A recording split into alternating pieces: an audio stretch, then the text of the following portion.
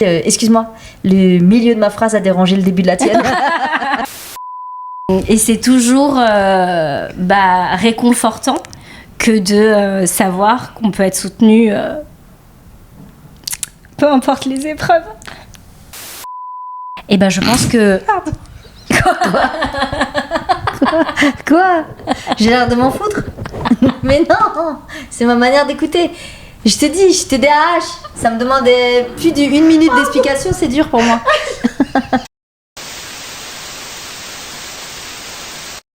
Salut les tatas! Salut! Je suis trop contente de vous retrouver, ça fait super longtemps qu'on s'est pas vus. Je crois que la dernière fois qu'on s'est retrouvés sur un plateau les tatas, c'était pour l'épisode de... L'accouchement. C'est ça. Ouais. Et maintenant, elle a 10 ans. Et maintenant, de quoi on va parler, Laetitia? De la zone de confort. Non, de sortir de sa zone de confort. C'est vrai. Est-ce que pour commencer l'épisode, on ne ferait pas une petite définition de la zone de confort ? Qu'est-ce que c'est la zone de confort? Alors moi, je vais faire une définition dans ce que je connais ou ce que j'apprends, qui est la psychologie. Yes. Donc, selon Jung, je le dis très mal, Jung. Elle le dit façon asiatique. Selon Jung, donc un grand psychologue, psychiatre, psychothérapeute, il va parler donc d'espace psychologique sécurisé et il va nous dire que c'est un refuge mental que l'on privilégie pour éviter le stress et l'anxiété, mais qui est surtout lié à l'inconnu. Ok. Voilà. Donc forcément, moi je connais un peu Candy, et je sais qu'elle en trouve souvent des avantages de rester dans sa zone de confort. Comment ça juge et tout. Ouais, elle pointe du doigt, ta. Drop the mic. On commence l'épisode comme ça. Des balles perdues comme ça. Pourquoi on aimerait rester dans cette zone de confort ? Je sais pas, vu que tu me connais bien, explique. Eh ben, par exemple, cette maîtrise, Je pense que c'est la peur de l'inconnu. C'est ce que tu as dit il y a 2 minutes. Oui. Déjà, c'est une notion qui est récente parce que je pense qu'avant, il n'y avait pas de confort. C'est vrai, c'était que... Non, mais c'est vrai. Oui, non, mais c'est vrai. T'as une époque où tu devais t'adapter constamment. Genre, C'est les vrai. temps de guerre, c'est de l'adaptation permanente. Et t'as pas le temps de réfléchir à te dire, oh, j'ai peur de perdre ce petit confort-là, ou j'ai peur de m'engager dans quelque chose, ou j'ai des doutes, et ainsi de suite. Si tu bouges pas maintenant, tu vas mourir. Alors, c'est vrai. Moi, c'est ce que je ressens quand je suis en Asie, et notamment les pays, genre qui se développent très vite, genre comme le Vietnam, où ils sont tout le temps en mouvance. Parce que ils ont eu les Américains qui sont arrivés, les Français, les Chinois, ils ont toujours... Jamais tranquille chez eux. Et donc du coup ils ont toujours dû bouger et se réinventer et ils se sont pas dit oh je veux sortir de ma zone de confort, non, parce qu'ils ont jamais eu le confort d'avoir de se poser la question en fait. Je pense que dans toutes les sociétés, là tu parles de l'Asie, mais je pense que dans plein de pays, même dans le monde, je suis partie en Afrique et ainsi de suite, ils vivent pas les choses du tout de la même manière que nous. Ça veut pas dire que c'est tous des aventuriers et qu'ils tentent tous des choses, mais je pense que en France particulièrement, on aime bien notre petite limite. Elle nous rassure, cette limite-là. Et du coup, pourquoi on devrait sortir de cette zone de confort ? Je pose la question, moi je trouve ça très confortable. Perso, je trouve ça hyper confortable. En fait, pourquoi sortir de sa zone de confort ? Moi, j'ai pu l'expérimenter du coup quand je vivais en Asie, où par exemple, j'ai commencé à courir. Genre, il y a une copine à moi qui courait et tout, et j'avais envie de le vivre en fait. Et le fait de courir, ça m'a permis en fait de comprendre où est-ce que jusqu'où mon corps pouvait aller. Et comment est-ce que je pouvais faire marcher en fait l'appareil en fait d'organisme corporel, physiologique, et qu'est-ce que ça me provoquait. Et avant de courir, j'avais pas touché ce truc-là. Donc moi ça m'a permis de me dépasser. Par exemple, sortir de ma zone de confort, courir mon premier 14 km, puis mon 21 km, ça m'a permis de me dire « Ah tiens, je savais pas que j'étais capable de faire ça. » Et ça, c'est intéressant ce que tu dis. Je savais pas que j'étais capable de faire ça. C'est vrai qu'il y a plein de choses. En fait, il y a tout un temps de quand t'es petit jusqu'à ce que tu deviennes 20-25 ans. Après, je sais pas, parce que j'ai pas encore atteint l'âge. Tu apprends tout le temps des trucs. Et en psychologie, du coup, c'est ça la raison. La raison de devoir sortir de cette zone de confort, c'est la croissance et le développement. Donc pour aller pour se développer, que ça soit personnellement ou même en société, il faut aller sortir de cette zone de confort. Donc c'est la réponse. Bravo Linda. Bon, voilà, l'émission est finie. Fin de l'épisode. Mais du coup, il y a certainement d'autres exemples. Quand est-ce que t'es pu, toi, Candy? Ah, Candy. Moi, de ma zone de confort. Ouais. Chaque jour que Dieu fait. Chaque jour que Dieu non, fait, je sors de ma zone de confort. Nous, on se pose la question quand t'as... Non, en vrai, moi... ta première scène. Voilà. Mais tout, en fait, tout ce que j'ai fait dans ma vie. Moi, la plupart des trucs, c'est en autodidacte. Les études que j'ai faites, elles n'ont pas été en relation avec mon activité professionnelle d'aujourd'hui. Donc, en fait, tout ce que j'ai fait, première scène... on dirait une rappeuse. Non, mais première scène, on était là. 7-7. Micro, mic, je suis arrivée, bim bim. J'ai tout déchiré. Non, pas du tout. Mais première scène, rien que pour faire le Jamel Comedy Club. Jamel Comedy Club, j'avais dû faire une scène avant de vouloir faire le Jamel Comedy Club.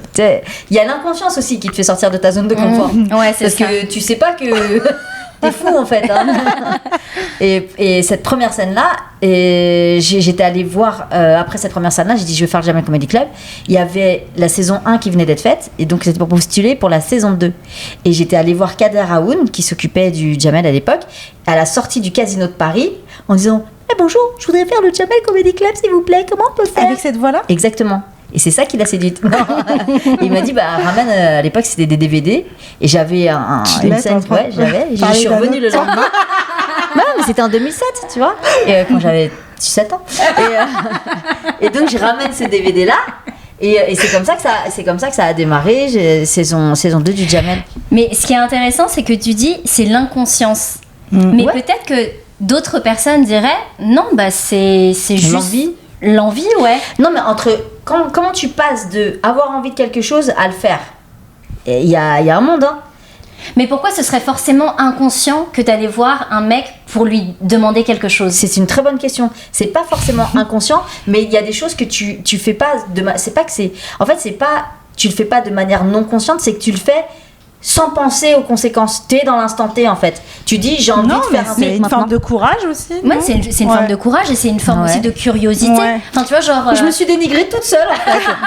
C'est ça que vous êtes en train de dire. Non, mais c'est pas ça, mais je pense que, tu vois, genre, à travers ce mot que tu as choisi, c'est un peu la façon dont on a été bridé par la société de se dire mais pourquoi elle va aller chercher, pourquoi je suis folle. Ouais, elle est complètement folle. Pourquoi elle va lui parler alors qu'elle est personne, qu'elle a fait qu'une scène ou quoi, alors que dans d'autres sociétés peut-être on se dirait la personne est devant elle, c'est forcément l'opportunité d'aller lui parler.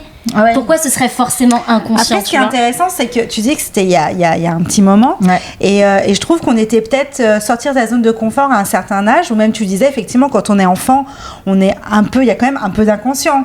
Quand on commence tout un tas de choses, c'est la première fois que tu vas faire, je sais pas moi, du skate, etc. Tu mesures pas les conséquences de tout aussi. Mais ce qui est intéressant, c'est aujourd'hui, maintenant avec l'âge qu'on a, comment sortir de la zone de confort, parce que c'est souvent la conversation qu'on a tous les jours, même presque.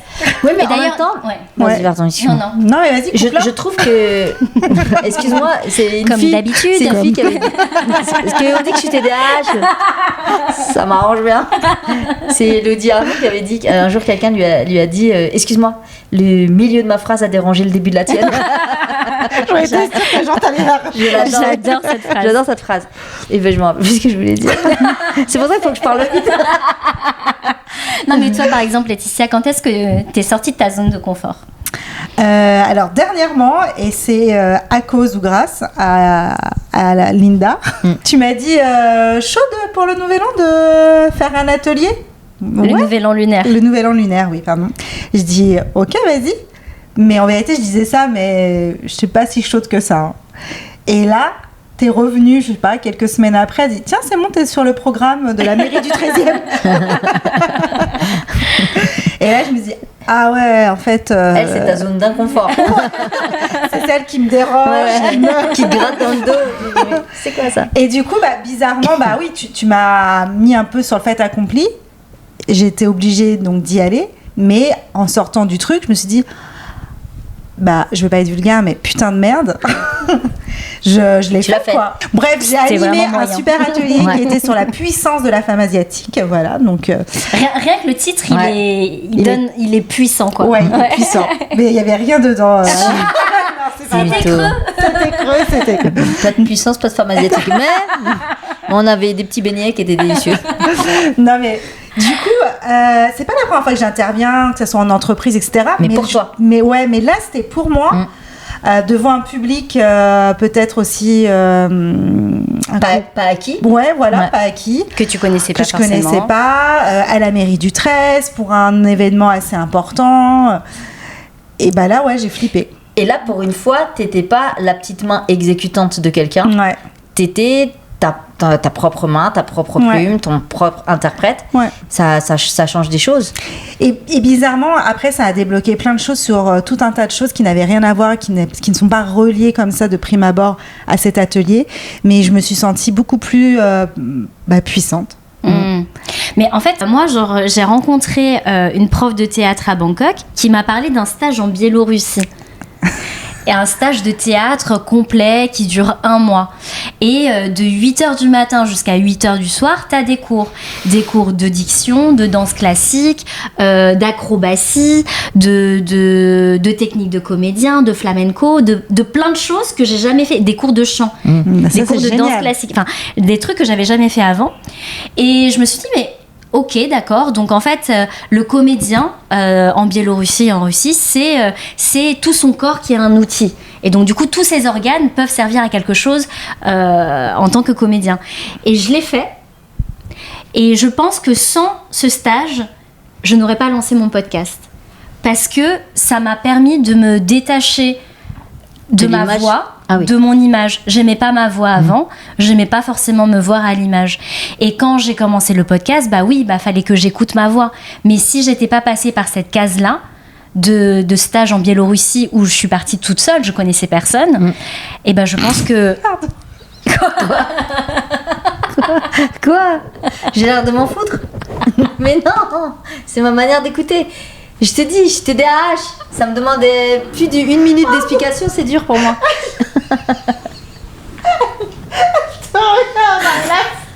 Non. J'essaie de me concentrer sur ce qu'elle dit. Elle essaie de se concentrer pour pas que ses pensées elles sortent de sa tête. Mais, oui, et pour pas la couper la parole. Je suis en train de la respecter. Et tu rigoles. Bref, donc du coup, ce stage en Biélorussie m'a permis de sortir de ma zone de confort et du coup de lancer mon podcast. Donc effectivement, le fait d'avoir mis quelque chose d'extérieur m'a permis de me dépasser. Du coup, qu'est-ce qui t'aurait retenu en fait Est-ce que tu avais des peurs en fait avant d'aller en Biélorussie ? Qu'est-ce qui aurait pu te retenir de ne pas le faire ?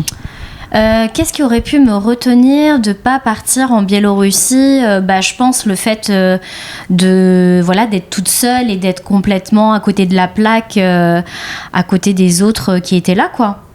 Sentir nulle. Me sentir nulle, et c'est ce que j'ai ressenti les premiers jours. Parce qu'en fait, j'étais la seule qui n'avait pas fait de cours de cinéma, de cours de théâtre universitaire. J'avais aucune référence littéraire, théâtrale. J'avais jamais fait de chant. Nul. J'étais nulle. J'étais plus âgée que les autres. Enfin, tu sais, genre... Et au final, voilà, je pense que c'était ma peur. Et que après, tu te dis, de toute façon, je suis ce que je suis, quoi. Est-ce que tu avais envie de quelque chose après ça ou tu n'avais pas spécialement justement de projet parce que du coup, c'est vrai que ça t'a emmené vers un projet, mais on pourrait se dire que tu l'avais finalement pensé, en disant, je vais faire ça et du coup, ça va me débloquer et je vais faire le podcast. Ah non, pas du tout. Ouais, c'est ça qui est intéressant. C'est-à-dire qu'en fait, t'avais pas... Pardon. Oui, est-ce que tu avais des passions déjà pour te lancer dans ça ou des aspirations ? Moi, je fais partie des gens, quand j'ai grandi, qui pensaient que j'étais nulle et que je servais à rien dans la vie parce que j'avais pas de passion et je savais pas quel métier je voulais faire. J'avais des amis qui savaient exactement ce qu'elles voulaient faire et qui avaient des grandes passions et qui collectionnaient des cartes, je sais pas quoi, ou des... Moi, Il y a rien qui t'animait. Il y avait rien qui m'animait, à part manger. Oui. Est-ce qu'il n'y a pas une sorte d'injonction, plein d'injonctions de la société. Alors, ça commence par la famille, je pense. Ouais, puis par nous-mêmes, en fait, je pense. Hein. Oui, mais avant par nous-mêmes, je trouve que, je sais pas vous, hein, mais il y a plein de petites voix dans nos têtes. Ils me disent, ah, c'est peut-être pas... Non. Chut, tais-toi. On t'avait dit de pas le dire. Arrête, je t'ai déjà dit, laisse-moi tranquille. J'ai Marcel, Jacques, Marie-Charlotte. Quoi? Non, je trouve que c'est ta famille. Ta famille, tu vois, ça dépend où tu nais. T'as des parents, ils vont être tout le temps encourageants à te dire oui, vas-y, tente, tu peux le faire, t'es extraordinaire, machin, nan. Moi, à chaque fois que j'ai tenté des choses, on m'a dit pourquoi faire? Ou t'as pas mieux à faire, ou ceci ou cela, tu vois. Et j'ai quand même fait ce que je voulais faire, malgré ce qu'on ait pu me dire. Donc je pense comment t'as dépassé ça, malgré le fait les croyances limitantes un peu qu'on a pu m'inculquer. Je sais pas, c'est même pas par rébellion, hein, c'est vraiment par envie en fait. Et quand je dis inconscience, c'est-à-dire, tu vois, c'est par rapport ce que ça me fait réfléchir, ce que tu as dit sur l'inconscience, c'est vraiment par rapport à ce qu'on peut te dire quand t'es petit. Tu vois, genre, mais t'es inconscient de faire ça. Mais est-ce qu'il y a aussi une forme réellement d'intuition aussi qu'on a vraiment en nous? Et c'est cette petite voix d'ailleurs qu'on veut peut-être des fois faire taire. Moi aussi, je t'avoue, j'ai des petites voix. Alors, tu vois. Mais cette petite voix, finalement, qui parfois on se dit non, vas-y, l'écoute pas. Et parfois on l'écoute et là on se dépasse en fait. C'est cette petite voix qui t'a peut-être dit, bah vas-y, va le voir. Moi, j'ai toujours été guidée. Oui. En réalité. J'ai toujours été... un chétan, un ange. Non, mais j'ai toujours été guidée.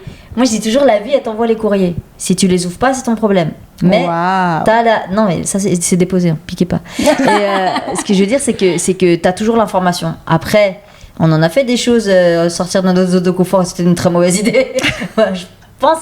Mais ce qui te fait te dépasser, c'est qu'il y a un truc, à un moment donné, tu te dis, allez, j'y vais. Il y a un truc où t'es habité, où t'es connecté à tes sens, en fait. Ouais, moi, je pense qu'il y a une espèce de... En fait, je pense que tu sais, maintenant que j'observe ma fille grandir, je pense qu'elle a aussi des sens et des réflexes qui sont par rapport à elle, comment elle voit et comment elle vibre les choses, et pas parce que les gens lui ont dit. Oui, d'elle-même, de son ressenti à elle. Exactement. Et plus en fait on avance dans l'âge, et plus on nous rajoute des couches de tu devrais faire ci, tu devrais pas faire ça, etc.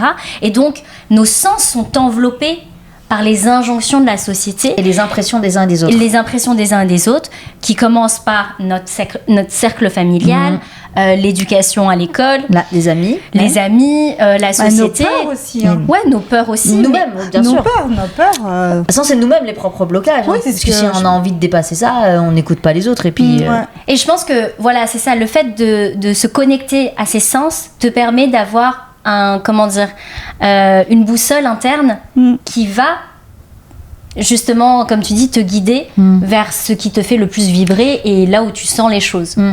Du coup, ce qui est intéressant, c'est que c'est pas évident en fait d'avoir de formuler ses projets, ses envies, mais c'est plus facile en fait d'aller identifier ses peurs, et c'est en allant vers ses peurs que je pense que tu peux aller justement sortir de ta zone de confort et éventuellement faire tout ce qu'on a dit, garder confiance en soi, saisir les opportunités. C'est-à-dire que vraiment, je pense que la peur peut être un guide pour justement sortir de ces zones de confort. Est-ce que toi, par exemple, Candy, t'as approché la peur pour t'émanciper de quelque chose? En fait, il y a des moments où t'as pas le choix. T'es obligé d'y aller.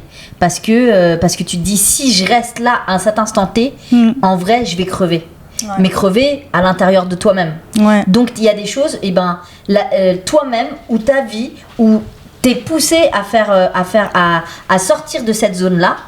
Et une fois que j'ai accepté d'accompagner ce mouvement-là, tu vois, c'est comme si j'avais avancé une jambe et je voulais pas envoyer la deuxième. Mais si j'envoie pas la deuxième, je tombe. Alors que si j'envoie la deuxième, hop, et puis on peut avancer. Et donc, à partir du moment où j'ai actionné quelque chose, et où je me suis dit, voilà, là je suis sortie de cette zone-là, et c'est fou comme en fait, il y a un monde que je connaissais pas, avec des opportunités qui étaient en face de moi, auxquelles j'aurais jamais pensé de ma vie auparavant. Moi, jamais dans ma vie, je me serais dit qu'aujourd'hui, je serais scénariste, je serais comédienne, je serais humoriste. Jamais. C'est juste parce qu'il y a des moments, en fait, j'ai dit, je ne m'écoute pas, je sais me dire non, mais je dis oui à moi-même, à qui je suis vraiment. Et là, à partir de là, j'ai pu faire des choses auxquelles j'aurais jamais envisagé, parce que moi, la volonté pour moi-même, où la confiance en moi-même, elle était vraiment limitée. Et donc à partir de là, je me suis retrouvée à faire des choses que j'aurais jamais pensé. Et comme toi, je n'avais aucune passion. Et donc c'est en dépassant cette zone d'inconfort, en réalité, que j'ai pu me rendre compte que j'étais capable d'énormément de choses. Et que en vrai, quand t'es mise dans une situation où tu dois gérer toi-même, tout ce que t'as appris auparavant, ça te sert à un moment T. Et ce moment T là, il te sert pour d'autres choses, hein, et c'est comme ça que tu continues à avancer, c'est comme ça que tu continues à apprendre. Et je pense que d'être dans l'inconfort, c'est ce qui aide. Parce que quand t'es assis confortablement, que t'as tes petits sous, t'as tes trucs, tu vas dépenser comme si tu vas... Le jour où tu commences à plus avoir trop de thunes, tu te dis waouh. Mais d'ailleurs, comment je vais faire ? En psychologie, c'est ce qu'on essaye de faire en fait. On essaye de mettre la personne, entre guillemets, dans une sensation, dans une zone en fait où elle est un peu en fait la zone grise, un petit peu où on n'a pas envie d'aller. Et en fait, c'est quand tu sens en fait que même tu vas le sentir même physiquement, ton corps il est pas, t'es pas bien. Et c'est là que tu avances. Là, ça devient intéressant. Ouais. Là, mon prof me disait là, on est sur quelque chose. Si tu lui disais, là, j'ai vraiment, j'ai très mal vécu cette dernière séance. Ok, ça tu le gardes. Intéressant. Tu le gardes et tu t'en sers en fait. Tu sais, quand tu fais une scène, que tu cartonnes ta scène, Exactement. t'as des applaudissements, tout le monde te dit t'es incroyable, t'es génial et tout ça, t'es là, tu rentres chez toi, tu dors bien. Ouais. Mais t'as rien appris de plus, hein. Non, c'est vrai. Alors que quand tu te prends un gros four, ce que j'appelle moi les fours chaleur tournante, et que t'es là et que t'es pas bien, tu rentres chez toi, tu travailles, t'écris, tu dis je comprends pas pourquoi ça n'a pas marché, tu réécoutes, tu bosses et tu progresses, hein. Et donc en vrai, c'est pas dans la satisfaction. Ça veut pas dire qu'il faut être totalement insatisfait, c'est-à-dire qu'il faut pas s'arrêter. Il faut pas se contenter. Là, ce qu'on donne, c'est des pistes justement parce qu'on a effectivement au début d'épisode parlé de quels étaient les avantages de sortir de cette zone de confort. Mais comme tu dis, il y a des personnes qui n'ont peut-être pas envie. Ou qui ne savent pas qu'ils peuvent. Ne savent pas, voilà. Parce qu'on les a jamais, on leur a jamais donné la possibilité ou l'opportunité de se dire, finalement, en fait, et puis des fois, tu crois que c'est confortable là où t'es. Ouais. C'est très, très inconfortable. En fait, t'es comme ça, mais vrai. Comme t'as l'habitude, tu dis, ça va en fait. Et le jour où on te remet un peu ton corps bien et que t'es bien, tu dis, mais... c'est chelou de voir le monde droit. Et d'ailleurs, quand tu sors même de chez le kiné, parfois tu dis « Oh, mais j'ai encore plus mal ». Ouais. Mais en fait... il était mauvais. Bon.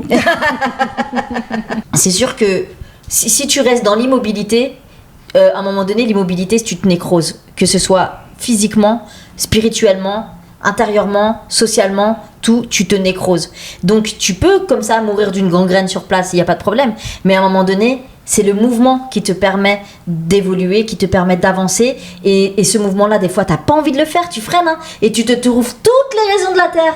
Tu vas dire non, mais je vais pas faire ça parce que... Et là, t'as une liste de raisons pour pas faire les choses. On manque pas d'imagination en général. Mais quand on décide, que cette liste-là, plus d'excuses, plus de prétextes, rien du tout, que mettre au service de ta vie, ta volonté pour avancer, là je pense qu'il y a un champ des possibles qu'on soupçonnait même pas et qui s'ouvre réellement. Ouais, donc en conclusion, c'est d'aller vers ses peurs, d'aller embrasser ses peurs en fait, au final, et aussi de toucher un peu plus sa sensibilité, son instinct et son intuition, ce qui nous fait vibrer, ce qui nous donne, ce qui nous rend envie et ce qui nous anime, pour aller vers, même si on n'a pas de mots dessus, pour aller vers ce qui nous appelle, de la nouveauté. Ouais. Et justement, si je peux juste rebondir sur ce que tu appelles l'essence, tes intuitions, en vrai, c'est tes vrais garde-fous. Ouais. Ça veut dire que si tu as peur en avançant qu'il t'arrive quoi que ce soit, tu sais qu'à l'intérieur de toi, t'as toutes les alarmes possibles. C'est plus que Vérissure, il y a tout ce qui peut se mettre en place. Donc tu peux être sûr que si tu sens Secteur que tu peux y aller, ouais. t'y vas quoi. Oui, non, mais c'est sûr que les peurs, ensuite, on les nourrit et justement, il faut arrêter de les nourrir et à un moment, en fait, aller au-delà de nos croyances et de nos limites. Et du coup... de ce que la société nous a dans laquelle on a été formaté, dans laquelle on a été conditionné, et en fait que le champ des possibles est ouvert. En fait, après on n'est pas des superwoman ou je sais pas, mais en tout cas il y a 3 exemples en fait qui sont concrets. C'est que Laetitia, t'as démissionné il y a quelques années, t'as repris tes études en psychologie, en médecine traditionnelle chinoise. Aujourd'hui tu passes à la caméra alors que c'est quelque chose qui t'effrayait. Moi pareil, j'ai démissionné, je suis partie d'un endroit qui était très confortable, où j'avais une vie en Asie qui était superbe, où je voyageais, etc., pour revenir en France et faire quelque chose qui m'est complètement inconnu, me lancer dans le podcast, faire des choses que j'ai jamais touchées et de me détacher aussi de mon image. Et toi, Candy, c'est pareil en fait. J'ai démissionné. T'as démissionné, tu fais des plateaux. Je suis allée vers un truc où à chaque instant on peut me virer. À chaque instant je peux ne plus avoir de travail. Ouais. Mais j'ai toujours été le moteur pour moi-même, pour toujours avoir du travail, pour écrire, pour bosser, pour que les gens aient confiance en moi. Et en fait, quelque part, je me suis pas laissé le choix. Et dans ce pas laisser le choix, j'ai fait des avancées et des percées que j'aurais jamais cru possible. Ouais. Donc aller vers les peurs, c'est aller vers des opportunités. De la nouveauté. De la nouveauté. Laetitia, depuis qu'on a commencé les émissions Les Tatas, c'était en 2022. Waouh, ça fait 2 ans. Ah ouais, c'est bien. J'ai l'impression que ça fait beaucoup plus, moi. Ouais. Est-ce que c'est bon signe? Oui. Non, c'est genre. Alors moi, pour le coup, oui, c'est vraiment une zone de confort. C'est la première émission, je m'en souviens encore. Je me dis, mais qu'est-ce que je fais là? Parce que du coup, moi, alors... Toi, donc c'était pas une zone de confort. Oui, c'était pas une zone de confort. Toi, tu faisais des podcasts. Toi, laisse tomber avec tes 5 millions de téléspectateurs. TF1, Camping Paradis. Ça m'a permis en fait de prendre plus la parole. J'étais au début de reconversion professionnelle. Aujourd'hui, je suis bientôt psychologue. Je suis consultante également en RSE. Et je pensais pas en fait que j'allais faire tout ça, et que même en fait ce que je fais aujourd'hui auprès de Bami, donc qui est la communauté asiatique, allait résonner en moi dans mon boulot en fait, puisque du coup pour moi je vais parler de diversité, d'inclusion, et c'est complètement ce qui va aujourd'hui m'animer sur mon rôle de consultante, alors que je pensais pas du tout faire un lien avec tout ça. Donc oui, les tatas, ça m'a aidé, en plus d'une amitié, mais... Ton bilan après ces 2 ans de tata, est-ce que ça t'a amené quelque chose? Moi, en fait, j'ai un peu fait comme du bénévolat, finalement. Sortir de petites de la rue, quoi. Tu vois, moi, c'est mon... En fait, je me suis dit, Candy, cette année, est du cœur. Pascal, le grand frère. Candy, la grande sœur. C'est vraiment ça. C'est vraiment... Mais c'est Candy, la grande sœur. Déjà, je suis très fière de ce que vous devenez au quotidien. Physiquement, vous vous dégradez pas trop vite. C'est bien. Et non, et même, je vous ai vu évoluer. Et moi, ma place parmi vous, j'y ai jamais vraiment réfléchi parce qu'elle est très naturelle. En fait, je me sens en famille, on peut dire. Et quelque part. Et pas forcément la famille que t'aimes. Celle que tu as choisie. Celle qui t'a choisie. Viens dans le podcast. Bon, d'accord. Non. Et non. En tout cas, je suis fière de faire partie de ce programme. Qu'est-ce que je dise en fait? Qu'est-ce que ça peut... Ouais, en 2 ans, qu'est-ce que... Ouais. Je sais pas, moi, des bons moments. Beaucoup de bannis. Beaucoup de bannis. Oh putain, trop bon bannis. Non, et puis des axes de réflexion ensemble, des émotions. Un accouchement. Un accouchement. Cet accouchement. Et non, puis s'inscrire dans un nouveau média aussi, c'est intéressant. Et puis voir la petite devenir grande, ça fait plaisir. Et toi, Linda? 2 ans de tata. Écoute, moi les tatas, la définition, c'était quand je vous ai vu la première fois en fait. Quand on s'est retrouvés toutes les 3 ensemble au déjeuner, là j'ai senti, waouh, on n'a fait que de parler pendant 3 heures, que de rigoler et avoir des réflexions aussi qui sont très profondes et intelligentes, mais avec ce second degré, avec tout cet humour. Cet humour. Cette beauté. C'est ça. Pas désagréable à regarder, oui. Tout ça. Je vomis pas quand je le vois. Et ça fait plaisir. Et ça, c'est agréable. Non, mais j'ai senti vraiment comme une connexion et comme un fil, en fait, qui était en nous depuis longtemps et qu'on le concrétisait ensemble pendant ce déjeuner-là. Grandir à vos côtés m'a beaucoup apporté de confiance et de soutien. Et vous avez toujours... Est-ce que c'est le moment où elle va pas pleurer. Ah non, vas-y, arrête. Non, on va pleurer après. Et c'est toujours réconfortant que de savoir qu'on peut être soutenu peu importe les épreuves. On te l'a dit, tu n'es plus tranquille. Pleure. Non, j'ai arrêté de pleurer depuis 1992. Candy, c'est celle qui pleure le moins. Moi ? Ouais. Non, je pleure le moins en public. Caroline, elle pleure. Tout le monde pleure. Tu te rappelles où tu m'avais engueulée? Est-ce que je pleurais? Mais pourquoi tu pleures? Non, mais on t'a dit de toute façon, tu seras plus jamais toute seule. Donc, tu vas pas te débarrasser de nous comme ça. En tout cas, t'es bien sortie de ta zone de confort. Ouais. Ça, c'est vrai. Et tu nous sors aussi beaucoup de notre zone de confort. Je pense que toi, en tout cas, tu es un élément déclencheur de choses parce que tu fourmilles d'idées tout le temps. Et quand tu vois quelqu'un, tu dis toujours ah, mais toi, t'es bien là, mais tu pourrais être bien aussi à cette place-là. Ou tu pourrais. Et pourquoi t'as jamais fait ça? Et nous, des fois, on te dit pourquoi tu nous laisses pas tranquille? Tu fais partie de ces éléments dans la vie des gens qui te. Tu sais, des petits poils à gratter. Ouais, qui révèle, en fait, elle révèle les talents. Les talents, ouais, ça c'est vrai. Ouais, elle révèle les talents des gens. Et là où les gens, ils ont mis 12 obstacles avant, toi, t'as dit, ah bon, on peut faire ça. Après, on va te dire, oui, mais il y a ça, et oui, c'est pas grave, on va tenter, on va faire ça. Et t'y vas et tu te lances. Et je pense que pour Laetitia, comme pour moi, c'est bien d'avoir une amie comme toi, qui... Tac, tu vois, et puis c'est rassurant parce qu'on se dit ah oui c'est vrai j'avais pas pensé à faire ça, ou ah bon au moins tu dis toujours il y a quelqu'un qui pense que t'es capable de. Et ça c'est aussi très rassurant. Souvent moi quand je dois décrire en fait notre amitié, ce qui est drôle c'est que moi je vais dire que Linda c'est vraiment le moteur. Du coup elle va aller à l'action et qu'elle a peut-être un peu moins d'écoute.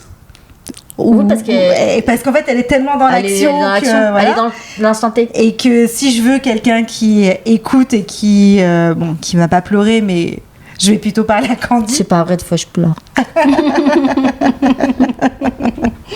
Mais c'est vrai que voilà, t'as un vrai moteur et en fait des moteurs il y en a pas partout. En tout cas ça m'a fait plaisir de vous retrouver les tatas. Oui. Toujours un bon moment passé ensemble, on rigole et on pleure. On ment pas dans la description quand on dit on rigole et on pleure. Ouais, c'est vrai. Non, on rigole et tu pleures. J'ai jamais lu cette description. Si elle l'écrit. Et puis on se retrouve comme d'habitude sur Instagram, sur TikTok, sur YouTube et écrivez-nous, écrivez au Tata, on est là et on se retrouve pour un prochain épisode. Merci les tatas.